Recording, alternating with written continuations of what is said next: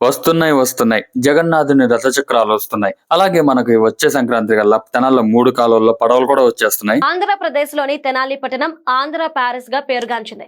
City మధ్య నుంచి పారే 3 కాలువలతో ఎటు వెళ్లినా నిత్యం జల సవ్వడులు వినిపిస్తాయి.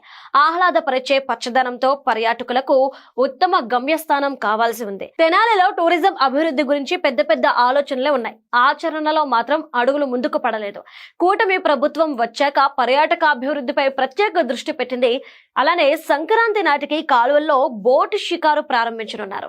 బ్రిటిష్ పాలనా కాలంలోనే ప్రకాశం బ్యారేజీ నుంచి నిజాంపట్నం వరకు కాలువల లోతు పెంచి కట్టలను బలోపేతం చేశారు. అప్పట్లో నిజాంపట్నం కాలువలో సరుకు రవాణా చేసేవారు.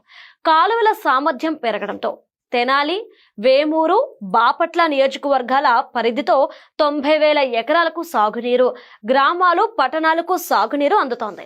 తెనాలి పట్టణ జనాభా పెరగడంతో నగరం మధ్య నుంచి వెళ్తున్న కాలువలు మురికి కూపాలుగా మారాయి.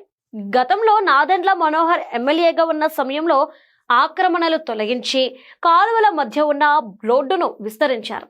ఆ తర్వాత ఆలపాటి రాజేంద్ర ప్రసాద్ ఈ పనులను కొనసాగించారు. మళ్ళీ కూటమి ప్రభుత్వం ఏర్పడిన తర్వాత కాలువల్లో వ్యర్థాలను తొలగించి మురుగునీరు కలవకుండా చర్యలు తీసుకుంటున్నారు. కాలువ కట్టెల సుందరీకరణతో పాటు ప్రజలు బోట్లెక్కడానికి, దిగడానికి అనువైన ప్రదేశాలను